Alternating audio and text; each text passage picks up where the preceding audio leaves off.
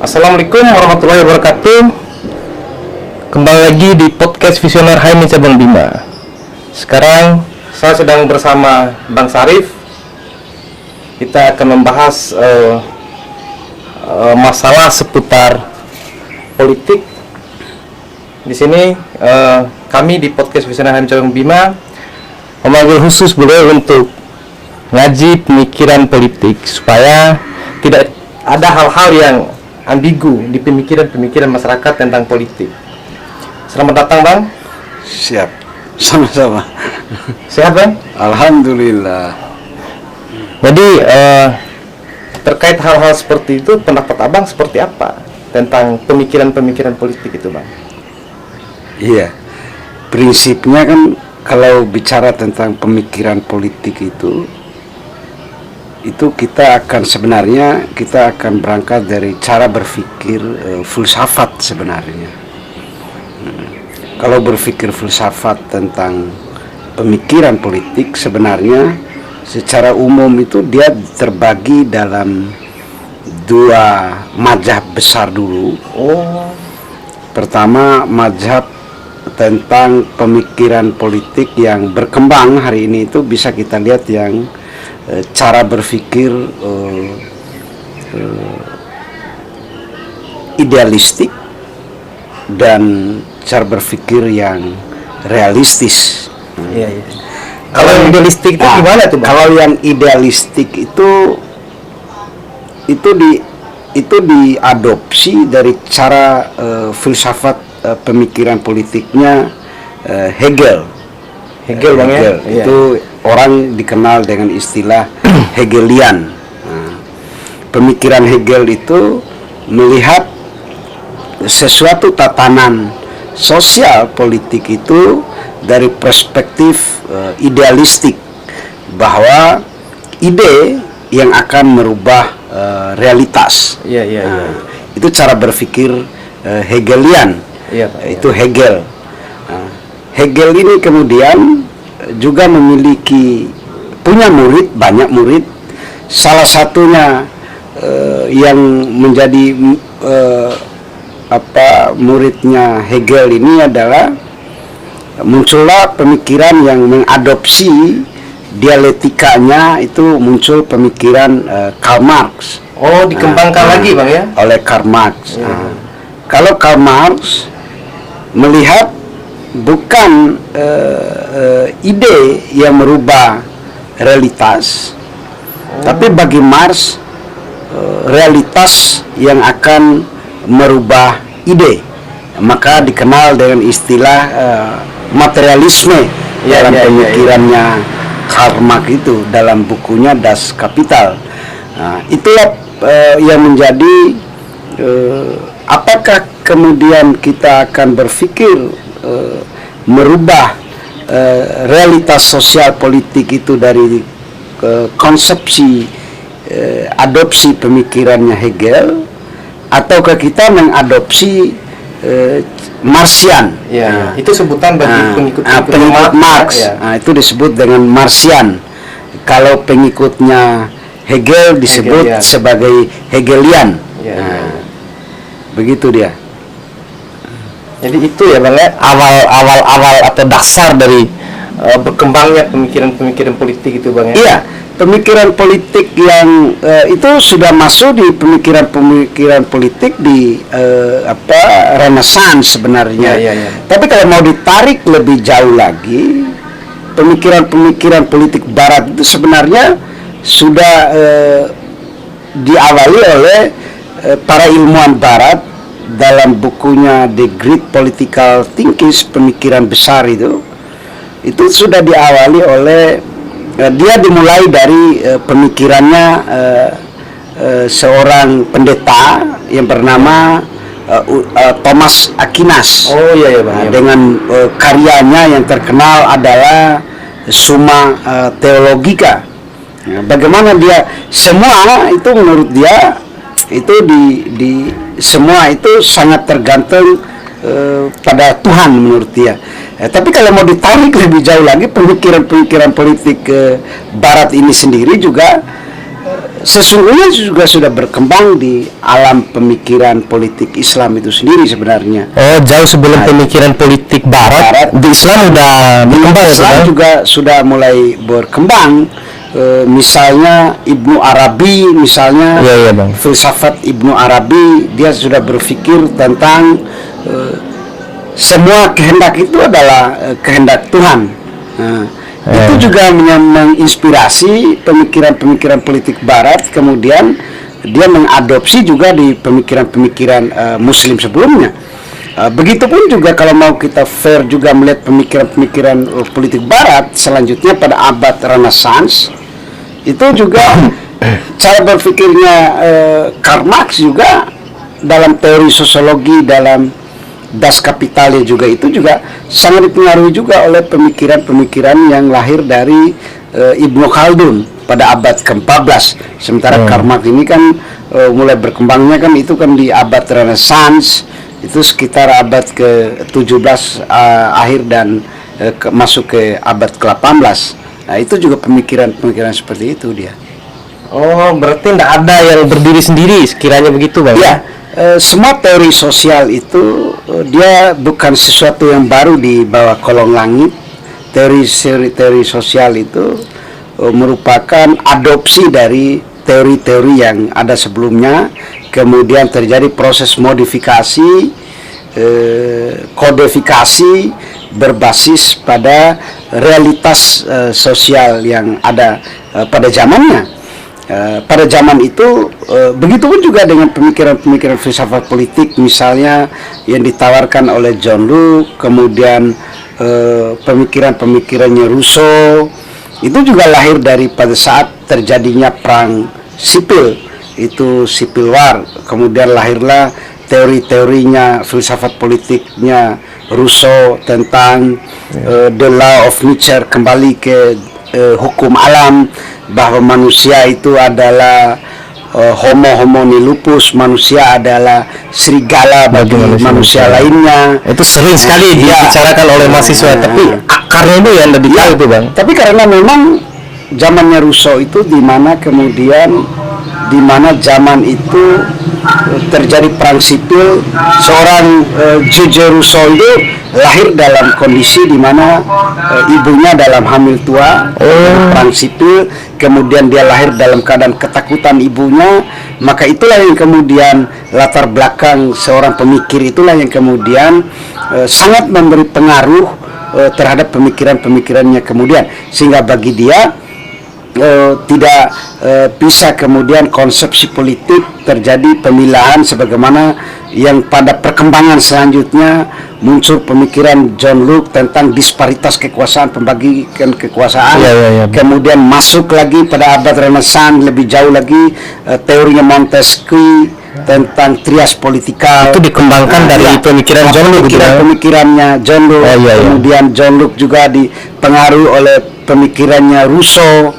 Itu terus aja berkembang gitu, meskipun pada zaman mereka masing-masing juga itu kan terjadi perdebatan juga tentang filsafat pemikiran, filsafat politik pada zamannya, sehingga hal yang lumrah saja, pemikiran-pemikiran yang masuk pada abad modern, aliran misalnya yang hari ini misalnya berkembang, atau pada tahun 1990-an awal ada pemikiran Hegelian, kemudian muncul pemikirannya Karl Marx atau Marxian, menjadi tipologi gerakan-gerakan politik selanjutnya. Itu juga sangat dipengaruhi oleh pemikir-pemikir sebelumnya. Selain dari itu juga mereka ini kan bukan tokoh tunggal dalam artian hanya membahas tentang politik, Bang, ya. Kita disinggung bahwa ya pada aspek sosiologi, filsafat juga mereka bukan tokoh tunggal begitu. Maksudnya sebenarnya bukan bukan disiplin ilmu tunggal sebenarnya, tapi mereka memiliki multidisiplin pengetahuan. Di satu sisi mereka juga filsafat, tapi juga mereka kadang-kadang juga sosiolog, ada juga mereka ilmu kedokteran, kemudian matematik juga, misalnya ilmuwan fisika juga, dan lain sebagainya. Tetapi memang mereka punya concern karena filsafat dianggap sebagai sumber daripada ilmu pengetahuan. Karena filsafat dianggap pertanyaan melahirkan jawaban, pertanyaan melahirkan jawaban, begitu terus. Karena filsafat itu adalah dianggap sebagai sumber ilmu pengetahuan, meskipun dalam Islam dianggap sebagai sesuatu yang sesat. Karena bagi Islam tidak ada sesuatu yang tidak berujung. Bagi dalam pemikiran-pemikiran Islam bahwa semua yang berawal pasti akan berakhir. Sementara di filsafat itu semua yang berawal itu tidak akan pernah berakhir, dan itu kebenaran ilmu pengetahuan itu ya selalu dinamis dan dia disesuaikan dengan kondisi yang berkembang pada zamannya masing-masing. Gitu dia.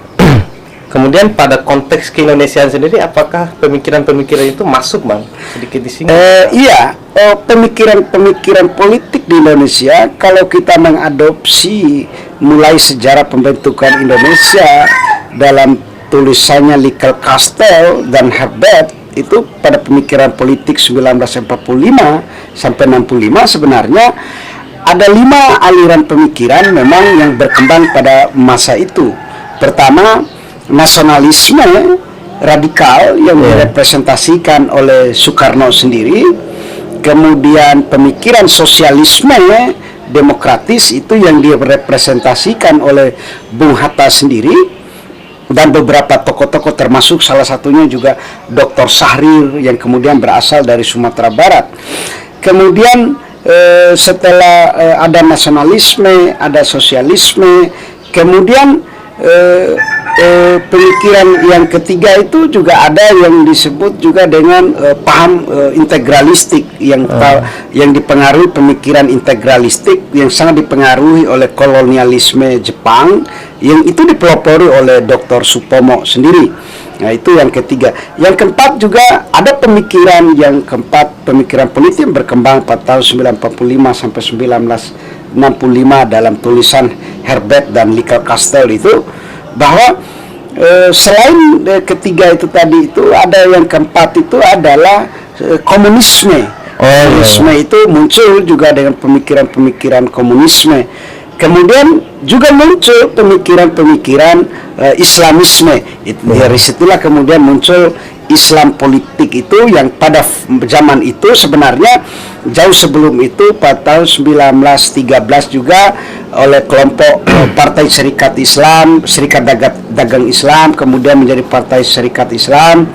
Tetapi kemudian pada zaman kemerdekaan itu dalam konteks sejarah Indonesia sendiri juga dalam tulisannya Prof. Kehin dari Cornell University itu tentang nasionalisme Indonesia juga diungkapkan bahwa Nasir bersama tokoh-tokoh Islam selanjutnya juga menjadi pemikiran politik yang juga berkembang pada tahun 1945 sampai 65 itu. Maka 1945 sampai 65 itu dalam risetnya Herbert Kasteel itu dan itu ada 5 aliran pemikiran yang berkembang pada saat itu: nasionalisme, sosialisme, kemudian tradisionalisme, itu paham integralistiknya Supomo itu tradisionalisme, kemudian yang keempat adalah Islamisme, yang kelima adalah komunisme. Tetapi kelima mazhab pemikiran yang berkembang di era Indonesia awal itu yang tidak ketemu itu sebenarnya antara Islamisme dengan komunisme. Kalau nasionalisme sebenarnya bisa ketemu juga dengan pemikiran-pemikirannya Islamisme, begitupun sosialisme, begitupun. Tapi antara Islam dan komunis tadi tidak bisa ketemu dia. Sidang BPUPKI pada badan PPKI Panitia Persiapan Kemerdekaan Indonesia, kemudian pengesahan Undang-Undang Dasar 45 sebelum 18 Agustus 1945 itu. Sebelumnya juga sudah ada Piagam Jakarta yang mengakomodir tentang pemikiran-pemikiran integralisasi Islam dalam konteks negara itu yang diusung oleh kelompok-kelompok Islam pada zaman itu. Tetapi entah bagaimana sejarahnya, 1945 per tahun 1945 pada 18 Agustus 1945 Undang-Undang Dasar 45 yang disahkan itu kemudian menghilangkan 7 kata dalam Piagam Jakarta itu, yang kita kenal dengan kewajiban untuk menjalankan syariat Islam bagi pemeluknya. Itu hilang dalam konstitusi kita, yaitu Undang-Undang Dasar 45. Menurut sebagian ahli sejarah bahwa itu adalah titik kompromi di mana Bung Hatta dan kelompok-kelompok Islam demi menyelamatkan negara Indonesia yang baru dilahirkan ini dibutuhkan satu konsensus bahwa tidak mengutamakan Islam dalam konsep dimasukkan dalam konstitusi, tetapi sehingga dipotong, sehingga di pasal 29 Undang-Undang 45 itu sebelum di amandemen dulu itu adalah negara menjamin kebebasan kemerdekaan untuk menjalankan ibadah sesuai dengan agama dan kepercayaan masing-masing. Hanya itu yang tertuang. Tapi sehingga dalam perjalanannya konteks itu tadi, pemikiran-pemikiran politik itulah yang kemudian berkembang di Indonesia. 1945 sampai 1965, kemudian begitu runtuhnya PKI, terjadi G30 SPKI, maka Orde Baru muncul, tapi juga tidak menghilangkan bagaimana sejarah pertarungan pemikiran-pemikiran politik di Indonesia itu juga masuk juga di Orde Baru pada zaman itu. Musuh pertama Orde Baru adalah menyelesaikan komunisme sebagai sebuah ideologi, sehingga lahirlah ketetapan MPR tahun 66 itu, nomor 25 itu tentang ketetapan MPR itu tentang pelarangan ideologi komunisme dan Marxisme. Nah, pada tahun 1965 sampai ke 80, tahun 80 itu adalah fase di mana konsolidasi Orde Baru. Orde Baru kemudian membangun kekuasaannya itu berbasis kepada 3 tipologi kekuasaannya, yaitu ABG, ABRI, birokrasi, dan golongan. Itu kekuasaan Orde Baru. Sehingga musuh pertamanya Orde Baru itu kemudian dia menciptakan komunisme itu sebagai partai terlarang, ideologi terlarang. Itu kemudian meskipun Islam sendiri belum tidak dijadikan partai terlarang seperti Masumi. Masumi itu justru dibubarkan pada era Bung Karno pada pasca tahun 1955.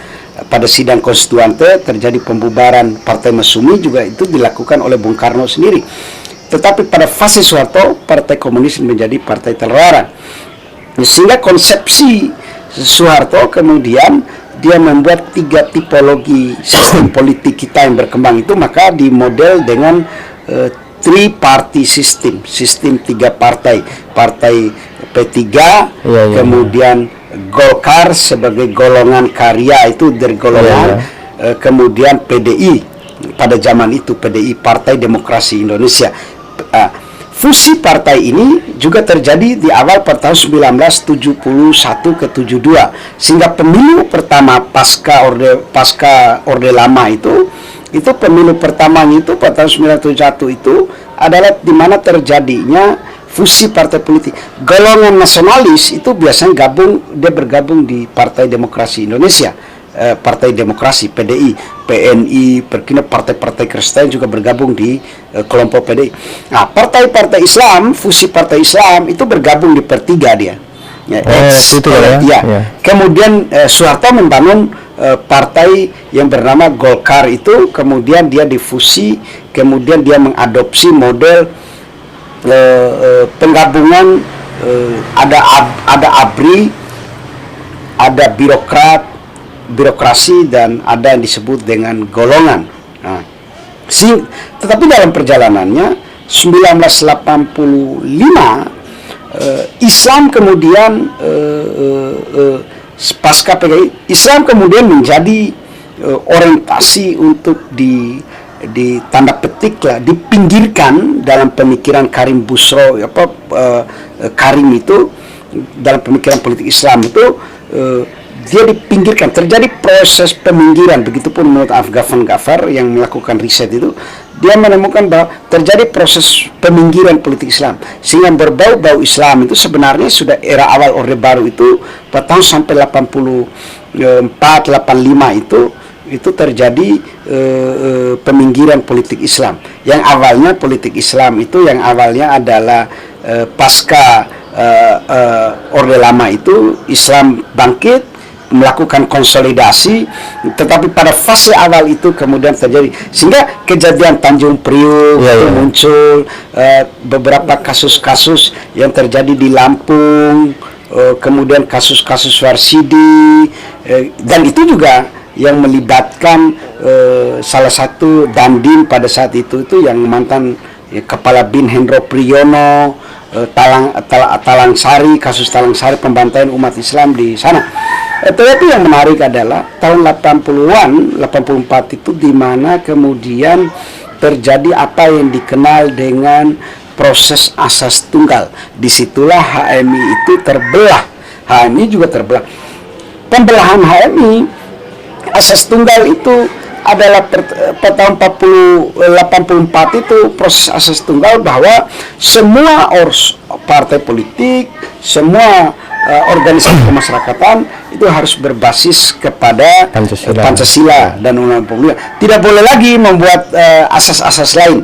Disitulah HMI terbelah di kubu HMI, termasuk Bang Hari Azhar Aziz juga yang ada pada fase ini. Kemudian ada banyak tokoh-tokoh HMI yang muncul hari ini, misalnya ada kelompoknya Yusril sebelumnya, generasi setelah itunya, itu terjadi proses perkembangan bangunan. Ada HMI yang menolak, kader HMI yang menolak asas tunggal, ada kader HMI yang kemudian yang menerima asas tunggal.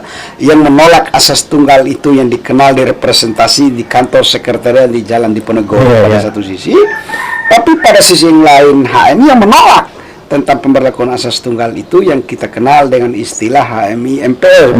Ini perdebatan ini sebenarnya adalah perdebatan lama dan seharusnya sudah selesai hari ini sebenarnya, karena wajar ada pro kontra terhadap penerimaan Pancasila sebagai asas tunggal.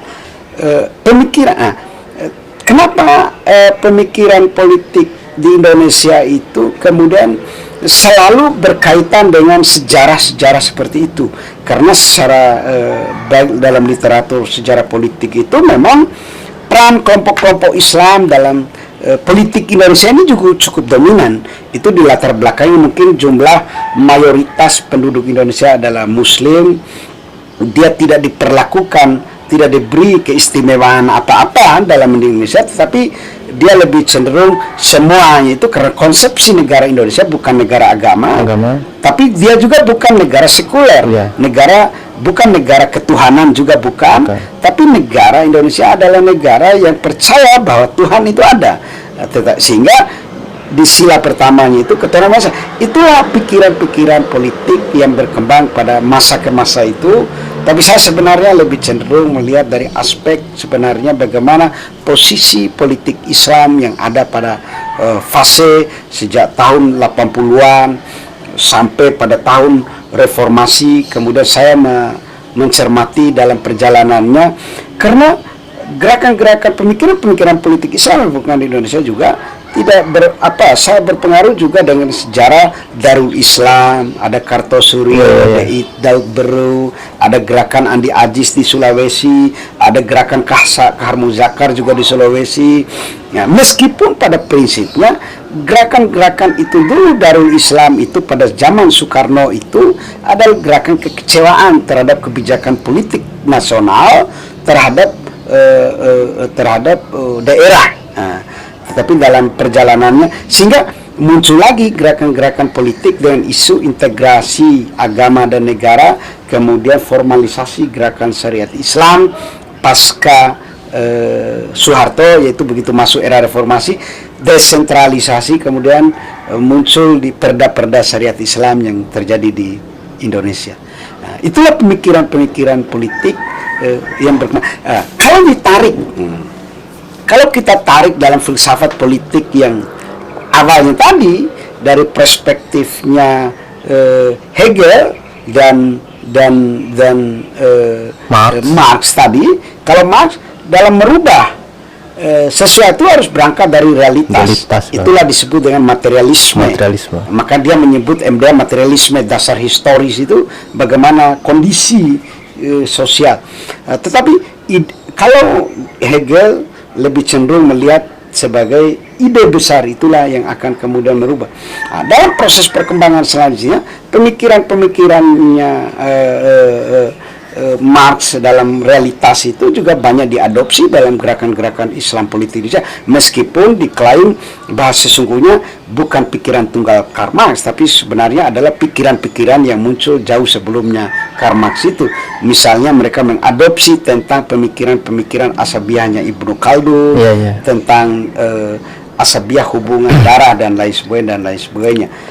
Itu juga yang terus berkembang dalam konteks politik kita hari ini. Di Indonesia juga begitu.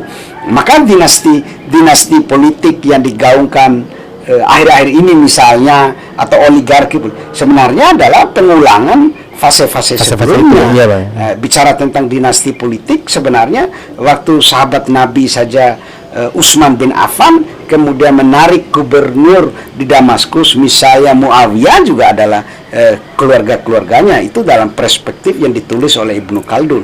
Bagaimana dia membangun kekuasaan itu berdasarkan juga hubungan kekerabatan dan darah. Nah, pertanyaan kemudian adalah bagaimana politik hari ini?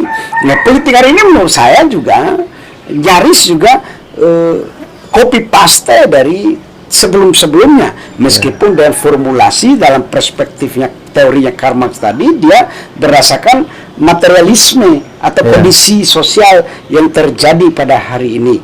Itu juga yang meskipun dalam beberapa hal pikiran-pikirannya Marx misalnya kita tidak bisa setuju, banyak hal yang saya juga tidak setuju, tentang misalnya revolusi proletarian, kemudian naiknya kaum berjuasi, banyak hal juga yang saya tidak setuju. Tetapi pisau analisis untuk melihat sebuah realitas dalam perspektif Marxian itu cukup menarik untuk melihat gejala sosial, kemudian untuk menuju cita-cita sosial yang terjadi pada hari ini. Itu sebenarnya. Kalau kita pakai dua konsep itu, Bang, jadi pada sistem politik Indonesia misal, jadi dalam pemahaman Abang seperti apa kira-kira? Iya, sebenarnya ada yang kemudian dikenal dengan merit system, menggabungkan pikiran idealis tasnya Hegel itu dengan pikirannya materialismenya Marx itu dalam konsepsi politik. Sebenarnya, tetapi pada sisi yang lain, yang saya sampaikan tadi bahwa pada sisi yang lain pemikiran-pemikiran Islamisme, politik Islam juga ikut memberi warnai dalam dinamika politik kontemporer hari ini. Kita tidak bisa menafikan gagasan ideal yang ada dalam pemikiran Islam. Dia mengadopsi pemikiran misalnya Ibnu Arabi misalnya, itu juga bisa dilihat tentang semua atas kehendak Allah, semua dipasrahkan kepada pemikiran. Tapi kita juga jangan pungkiri bahwa pemikiran politik khususnya Islam di Indonesia ini sangat dipengaruhi oleh pemikiran Imam Al-Mawardi dalam Al-Sultani. Itu yang mempengaruhi karena pikiran, dan itu juga diadopsi dalam pemikiran politik kaum Nahdien, NU sebenarnya. Tetapi bagaimana mengadopsi itu sendiri sebenarnya tanpa sadar juga kita juga mengadopsi pemikiran-pemikiran filsafat yang berkembang pada masa itu. Entah kemudian mengadopsi dengan di satu sisi mengambil pemikirannya, satu sisi kelompok itu tadi, karena memang sudah tidak ada dikotomi bahwa ini pure Hegelian, ini pure Marxian, ini pure misalnya Imam Al-Mawardi dalam buku As-Sultani misalnya tentang konsepsi keimamah, itu juga mulai berkembang. Maka Anthony Giddens misalnya bercerita tentang The Third Way, misalnya dia jalan ketiga, misalnya liberalisme sudah sedemikian mendekati ke sosialisme bergeser, yang kanan bergeser agak ke tengah, yang kiri bergeser. Jangan salah, di negara-negara liberal yang kita sebut negara liberal itu, karena ciri khas negara liberal itu, negara itu adalah penjaga malam. Penjaga malam tidak lebih bagaimana model malam. Negara penjaga malam adalah negara itu tidak lebih seperti pembuat peraturan saja, nanti diserahkan kepada pasar. Itulah liberalisme itu. Liberalisme itu peran negara itu demikian kecil Sementara sosialisme pranegara itu demikian dominan. Tapi dalam konsepsi negara-negara hari ini, baik yang klaim negara sosialisme maupun negara yang komunisme sekalipun, itu dia juga serahkan juga, dia buka juga, tidak terlalu komunisme ortodoks atau liberalisme ortodoks. Dia sudah mulai berkembang mengadopsi berbagai. Misalnya bagaimana mungkin kita membatasi ruang gerak masyarakat, padahal hari ini temuan-temuan teknologi antara masyarakat yang satu, antara manusia yang satu, terhubung secara jejaring melalui teknologi internet dan lain sebagainya, itu juga dalam perkembangannya. Sehingga begitupun politik juga mengalami proses perkembangan. Jika dulu caleg atau apa itu kampanyenya cukup dengan baliho, menghabiskan spanduk dan lain sebagainya. Sekarang orang bisa menggunakan teknologi, misalnya dia di Facebook, mereka misalnya Instagram, YouTube dan lain sebagainya, dan Twitter dan lain sebagainya. Artinya bahwa perkembangan ilmu pengetahuan akan merubah juga tentang perilaku-perilaku politik masyarakat itu, termasuk pemikiran-pemikiran itu juga melakukan dinamisasi dalam konteks perkembangan ilmu pengetahuan yang baru. Dia tidak kebenaran 50 tahun yang lalu belum tentu menjadi benar juga hari ini. Hari ini Bang. Iya.